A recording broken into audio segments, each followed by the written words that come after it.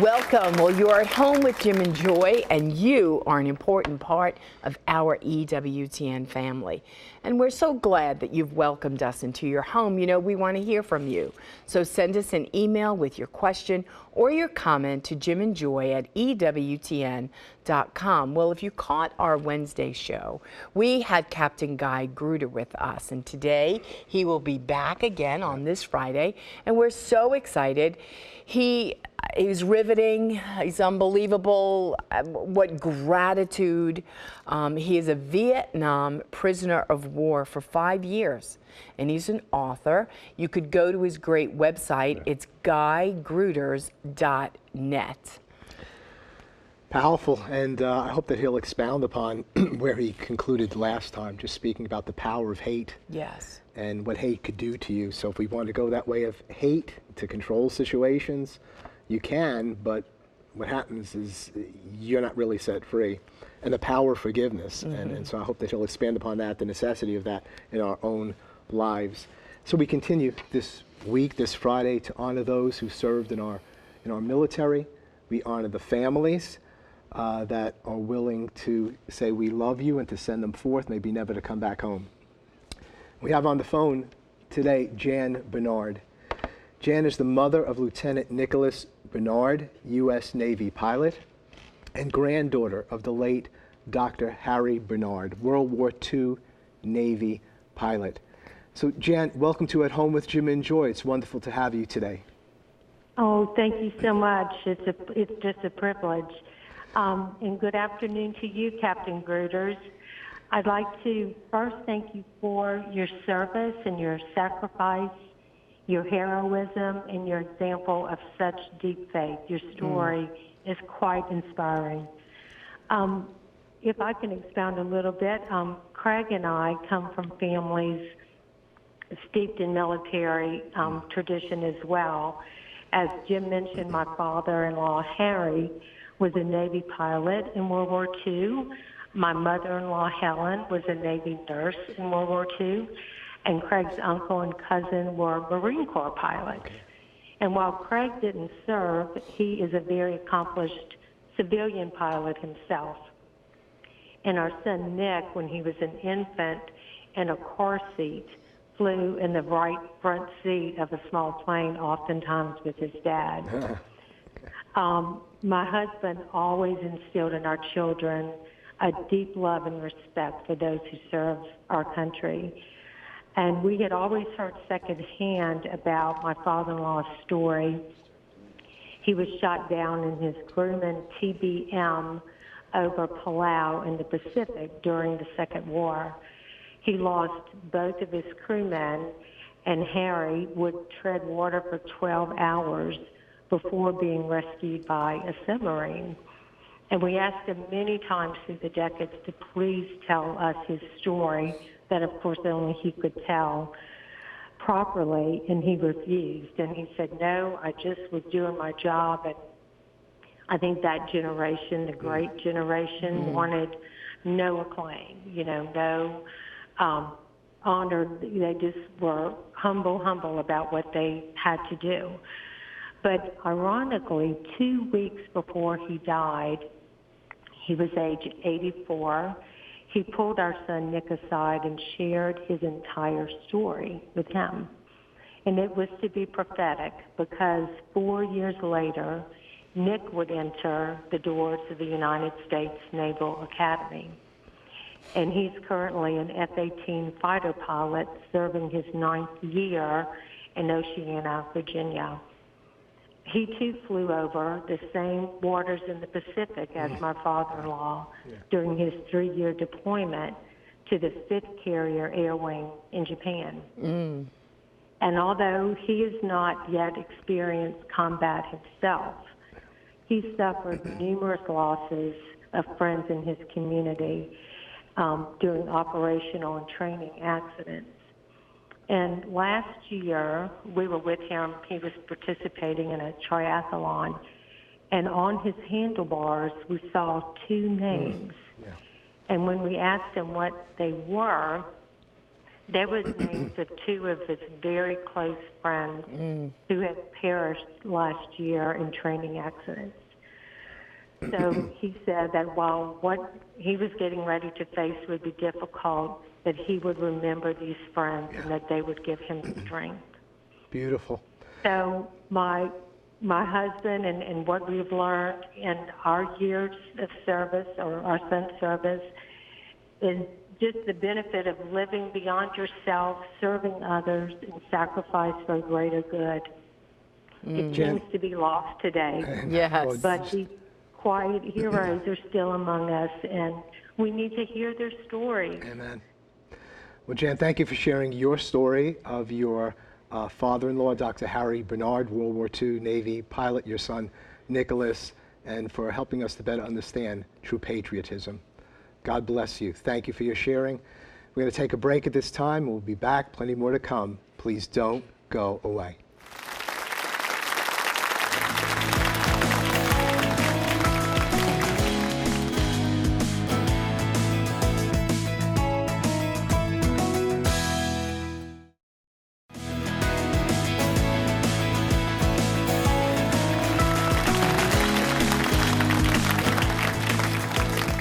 Welcome back. Well, you are at home with Jim and Joy, and our very distinguished guest, and a privilege for Jim and I to have on our show today, is Captain Guy Gruters. Now, he is a Vietnam prisoner of war for 5 years. He's a wonderful author, a great speaker. You could go to his website, guygruters.net, to learn more about him. Well, Guy, on our first show, we went through your story pretty much as you can do in a few minutes here. But you shared about a little bit what life, if you want to call it life, was like being held prisoner by the communists in North Vietnam, and the torturous situations there. And you concluded the time really speaking about the power of hate and what hate could do to you. You had decided, this is how I'm going to cope, is by hating. But yet you were Catholic. Someplace in there you were drilled, especially by a nun, the way of forgiveness.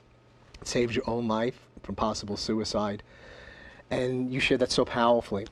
How does this speak to the church or a population at large? If people say, I've been hurt, I'm wounded so much in here, I'm going to hate. That's how I'm going to live. That's how I'm going to control the situation. It's totally out of control. Or I'm just going to make like a vow. You're dead to me, or I hate you, or I will get you. Versus the way of forgiveness. Speak to our people, if anybody's done that or is thinking about doing that, how this all works. Okay, well, I think the thing that impressed me so much is that I was addicted to hate. I was addicted to one of the great sins, but you can get addicted to a lot of other sins. Now, what I found out is when I was really addicted to the point where I had voices from the bad guys, okay, I could not get out of that addiction on my own. I had to get on my knees in prison camp and ask Jesus to help me. And after 6 months of prayer on my knees, okay, he did it. He changed my heart. And now I have a horror of hatred. I have a horror of disobeying any of the 10 commandments, okay?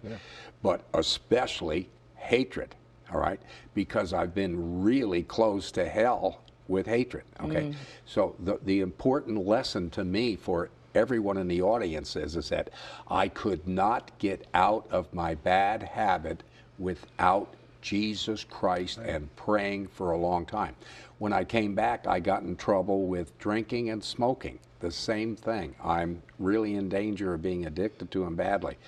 But this time now, I had the church. In prison camp, I had nothing except by prayers, okay? But in here now, I have to show you the difference in the United States, or when you have some freedom, okay? I went to weekly confession on Saturdays for 3, 4, 5, 6 weeks in each case. And after, 4, 5, or 6 weeks, again, it was at the first, I'm drinking very badly. I want to drink. I'm smoking very badly in a separate time, and I want to smoke, okay? I don't want to give these up, okay? Right. But I go to confession and I say, just like I didn't want to give up hatred in prison camp, okay? But I go and I ask Jesus to help me, and I go to confession. Now I have this tremendous grace of confession. So instead of 6 months, it took about a month to beat it, to where I I have a horror of smoking now. Right. I have a horror of drinking now. I don't touch any liquor. I don't touch any smoking. And I don't want to, just like I have a horror of hatred. Now, why is that? Because Jesus Christ is the Savior. If the audience would just remember the lesson I learned, you cannot get out of bad habits without Jesus Christ helping. Right. Okay. You know, that is so true. In the Imitation of Christ, and by Thomas Kempis, one of the exchanges between Christ and the disciple, where he says, I will increase your virtues and decrease your vices. We all have vices. Right. And that's the journey of holiness. And it's forever. It could be hatred. It could be alcohol. It could be heroin. It could be cocaine. It could be unforgiveness. It could be bitterness. It could be rage. I mean, all those things live inside of us. But we have to choose by an act of our will and a cry out to God Almighty for those graces to come and enter inside us. We say, I will give you the power. I get you. You don't have it. The problem is we think we have the power. We're powerless. That's right. You know, and He wants to give us the power to overcome, that then He will live inside of us and make us new forever till our dying. I mean, as great and holy as I think you are, Captain Gruters, there's all stuff, right? We're all on a journey till our dying day. You know, there's stuff that Jesus is still working out of us. I think one of the key things you said on the last show in relationship to this, crying out to God, is that oftentimes we don't feel like that. And we allow the feeling, like I'm hypocritical if I really choose a different way. I feel the hate. I feel the desire for alcohol. I feel the desire for this. But you say you still will it. I do forgive. I do want cleanliness. I want deliverance, even though you don't feel it. And that's important, because some people say, well, I feel this way, therefore I can't go this other way. Right. But you need to speak it. You need to speak what's right. And God just takes that and does amazing things with that. And He That's changes the heart. He changes the heart from wanting to hate to not wanting to hate, wanting to smoke to not wanting to smoke, wanting to drink, and so on. Any bad habit, He can change. Okay. Yes. Guy, let's share a little bit. You mentioned the word freedom. And so you speak a lot about we need to defend these freedoms. Speak to us about freedom, about true freedom, the freedoms we have here. And what do you mean when you say defend it? Do you mean just in war, or how do we defend freedom? So just run with that. Well, the freedom we have here, I regard that as the greatest, #1 materialistic gift that we have. Just like the faith is the greatest spiritual gift, the faith in God, the faith in Jesus, knowing the truth, the Catholic faith, the truth, okay? We've got it. Only the Catholic faith has it, okay? Just in the same way, we've got freedom in the United States. I believe only the United States has it. Not just now, but forever in human history. I think it's as good as it's ever been in any country, and it's here in the United States. So why is that important? I'll give you one quick example. I'm making coal balls for the prison kitchens, and through the big fence, the big barbed wire fence, there's a family in the pig refuse. The pigs, there's very little food in a communist country, very little food. Everybody's really hungry and starving. So they basically take the pig poop and they put it in a pile outside the camp. And I'm looking at this pile. It's about 3 or 4 foot high of just poop. The pigs hardly get anything to eat even, okay? But I'm seeing a family on top of that pile picking through the individual pieces and getting little grains out of the pig poop, okay? So I ask, and this is a young family, like the guy and the gal are in their 20s, the kids are like 3 and 5 years old, and all 4 of them are picking through, getting grains from the pig poop. So I asked the guard who's over us, my cellmate and myself, what's with them? This guy could speak a little pidgin English, so he's leaning on the rifle. He says, oh, people with bad attitude. People with bad attitude, okay? So I said, I'm just amazed, this family's starving to death here, and there's nobody helping them. So I said, why doesn't anybody help them? Give them some food, help them. What's that? So the guard stands there. This is communism. This is what happens. This is what happens if we get socialism, okay? This is what happens, all right? The guard's standing there and he says, oh, no. Bad attitude too. Oh. Bad attitude too. In other words, I got to watch you two starve to death with your kids, Right. or else me and my kids are starving. This is on petty bureaucrats making these decisions, okay? You have no freedom of speech. You can't, he might have just looked cross-eyed at some bureaucrat somewhere and their whole family's dying of starvation. There's no welfare in a communist country, okay? If you don't have a government job, you starve to death. That's the way they discipline. That's why everybody shuts up, you know, politically correct in this country. Everybody shuts their mouth because if you don't shut your mouth, you're starving to death on the refuse piles. That's how they do it. They've done it for 50, 100 million people already. That's how they do it. So when I see I saw the freedom over there, which didn't exist. It was horrible. Everybody's living in prison, even though they're the citizens. Okay. Yes. So I come to the United States and I see what we have, and I'm in ecstasy at our freedom.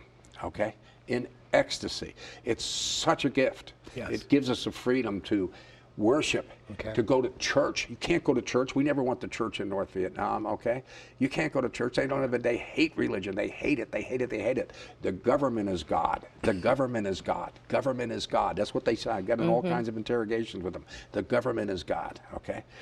So they're just totally screwed up, okay? So you have the freedom to worship. Right. You have the freedom to vote for somebody. You're a leader. I can get you out with a vote. I can get you out with a vote. I have a chance because of our voting, okay? You know, I have a chance. I can live where I want to live. You can't move around in these countries. They have passports internally. If you try to even go from city to city, okay? I can go and I can live anywhere I want in the United States. I can get any job I want. You can't do that over there. I have freedom of press. Okay, there's press I don't agree with. There's press I agree with. I at least get all viewpoints. Okay? Right. You don't get that in a communist country. You only get one viewpoint of the leader. You never know anything, nothing. It's all lies, okay? So we have freedom of press. Oh, yeah, but they say this and they say, fine. You got all opinions. Are you kidding me? Rejoice. The truth will out. The truth will out as long as there's freedom of press. And we have it, okay? Plus, I can train my kids. I can teach my kids anything I want to. I have freedom of speech. I can teach them what I want to teach them. This is a major deal. You can't do that over there. In the government schools, they teach them pure hell. Okay, it's terrible, you know. Guy, share with us, if you would, some of the other stories or a story or two about men that you've met along the way who are prisoners of war, and maybe about families, because you speak about heroic love, not only from these men, but from families. Just share with us a little bit. Yeah, well, the story I told you about was of Lance Sijon, who was 45 days escaping and evading, so he had no food for 45 days. He had no water for 10 days, so he was about 60 to 80 pounds. I could pick him up like a baby in my arms when they brought him into this little holding camp. And he wouldn't give him any. The code of conduct says I will give nothing but name, rank, service number, date of birth, and evade answering further questions to the utmost of my ability. The North Vietnam, and we all signed this Geneva Convention where that's all you could require of a prisoner, okay? Of course, the North Vietnamese obeyed no laws, none, ever, you know, totally ridiculous. They don't obey laws, all right? So they want more information than that from Sijon. He wouldn't give it to him.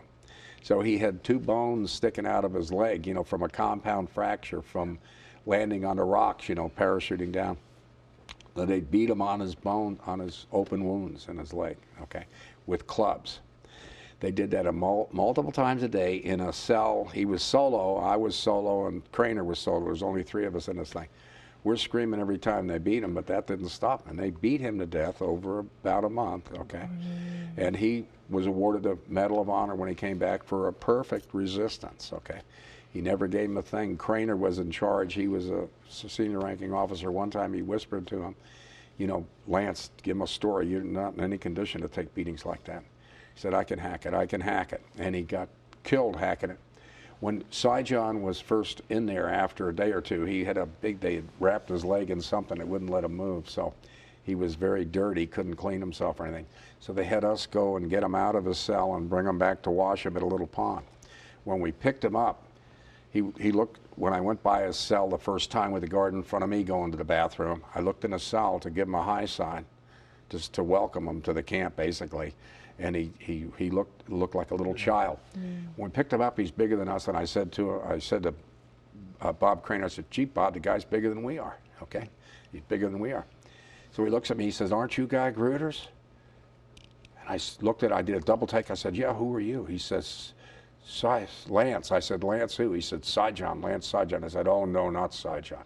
Not Cy John. This guy was in my squadron for 3 years at the academy. He's a big, powerful football player." Okay. So this guy was beaten to death because he obeyed the code of conduct perfectly, you know, in that first Lord have month mercy. as a prisoner. Thank you for that gift of sharing Cy John with us. We're going to take a break at this point, and we're going to continue to share with Captain Guy Gruters. Hope you're being blessed. Hope you're being encouraged. We'll be right back. Don't go away.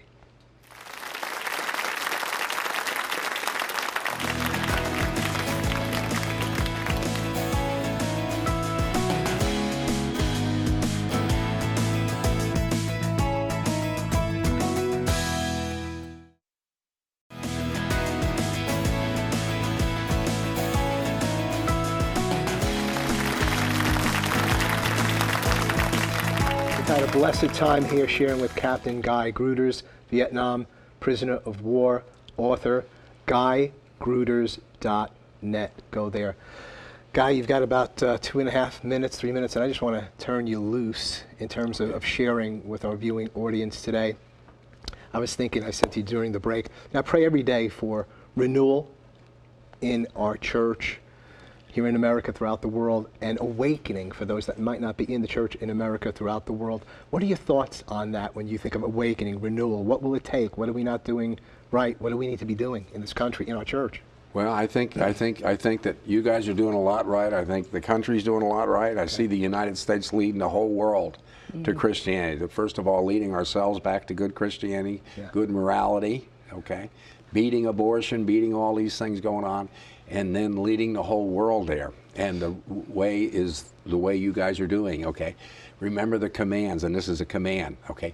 Rejoice always, pray continually, in everything give thanks, okay? Because this is God's will for you in Christ Jesus. Amen. That's this right. is the truth, okay? So basically what he says is, rejoice always. So always a smile, folks like you guys, always a smile, okay? Always a smile because God's in charge, you know. Pray as much as you can whenever you have a chance. Just say a Hail Mary, Our Father, or just Jesus, or anything like that, right? Right. Because, and then in everything give thanks. So even when there's bad times, that's okay, don't worry about it. God's in charge. You know, one of the things that he said to one of the saints I thought was so good, he said, "My plan is perfect." This is God the Father talking. "My plan is perfect. It can't be improved." You would do well to remember that. That's a good word. That's a good word. Yeah. That's what he said to you when you were in prison. That's what he that's what I'm getting at. Right. He taught me that in prison camp. Look, buddy, you know, I know that this is not any fun, but believe me, my plan is perfect. I mean, that's effectively what I'm he going to told me make good too. on it someday, I promise. Just relax, buddy, and just be the best POW you could be. That's basically, you know, what he did to me. So it's the same thing. No matter what, just have confidence that he's running this world, you know? Yes. Yeah. And you don't have to feel that. No, you don't have to feel it. No, Sometimes those come the truth. Right. You have to declare it. Just remember what Jesse Romero says, okay? The great thing about the Catholic faith is it's true, It is true. whether you believe it or not. Right, right, It's true whether you believe. So you look at that catechism, you read that Bible. right. Yeah. It is beautiful. We'll just give a closing word now, just to all of our viewers, the EWTN family, a word of encouragement to them wherever they find themselves in all sorts of conditions. But just speak a word of hope. I think the best word of hope is go to Mass in the morning. That's what I really believe is the best thing anybody can do. Right. Go to daily Mass. You know. Guy, thank you so much. And thank you is not adequate to say to you. Thank you for your patriotism. Thank you for your service to our country and your service to the church. And thank you for your brokenness, for your humility, and always pointing people to Jesus Christ and to his church. You are a great blessing. Thank you. And thank you for Thank having you. me. This has been wonderful. Thank you. Well, hope that these shows this week have been a blessing to you. May we grow in our willingness to sacrifice for others in this country and in the church. You're an important part of this family. You're always at home with us here, and in EWTN, you're never alone. Keep it on EWTN. Bye now.